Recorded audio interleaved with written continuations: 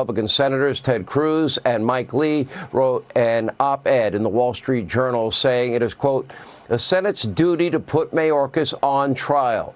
Meanwhile, the border crisis has spiraled so far out of control that Biden himself is now hinting at possible executive action to try and stem the flow of his illegal immigrants, now over 10 million, and tens of thousands coming from hostile geopolitical foes. We have mentioned those countries many times. Here with reaction, Texas Senator Ted Cruz. Okay, it is that bad. Where is the rest of the Republican caucus, first of all, on the issue of the House impeaching Mayorkas, and what will the Senate now do when that is handed over to the Senate sometime next week? Well, the House is going to deliver articles of impeachment early next week, and under the Senate rules, when they do so, the Senate moves immediately into an impeachment trial. Here's what should happen under the Constitution. This has happened 21 times in our nation's history. 21 times the House has delivered articles of impeachment to the Senate. In 4 of those times, the Senate lacked jurisdiction. In one of them, the person impeached was a senator, and impeachment only lies against executive branch officials or judicial branch officials. So they dismissed that one for lack of jurisdiction. In 3 of them, the person was out of office, was no longer in office, so it was dismissed as moot because there was no longer anything to do once they were out of office. In the remaining 17 instances, in all of them, 100% of the times, the Senate convened for a trial, the Senate heard evidence, the Senate made an adjudication, and the Senate decided guilty or not guilty. That is what the Constitution prescribes. It's the Senate's sole authority, but it's also its responsibility. Next week, Chuck Schumer and the Democrats are planning to completely destroy the Constitution's impeachment power of the Senate, and rather than hear any evidence, simply to table the matter at the outset, to vote at the outset, we're not going to hear it at all.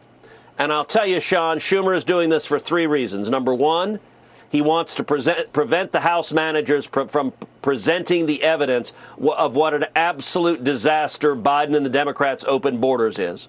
Number two, he wants to stop a trial from being held publicly because his only defense is to hide and hope that the media covers up the people who are dying and the risks to American safety from Biden's open borders. But number 3, Chuck Schumer is desperately trying to protect vulnerable Senate Democrats in states like Montana and Ohio and Wisconsin and Pennsylvania and Nevada to prevent them from having to vote guilty or not guilty. He's trying to dodge responsibility. If he does this, it will permanently destroy the Senate's authority to conduct impeachment trials. It will do permanent damage to the Senate. Okay. You're in a race where Schumer has now identified you as his number 1 target. You're getting the same, BS rhetoric that Donald Trump is getting. That Ted Cruz, like Trump, wants to kill Americans, wants to bring slavery back, wants to put an end to all abortion in America. None of which is true, but this is all they've got, Senator. And they're going to hammer you with probably $100 to $200 million in these types of ads. The money's flowing into your state because the call has gone out to do so. The question is, how do you best respond? How does Trump best respond to what are just outright lies? This is, they want to smear, slander, besmirch, attack, lie.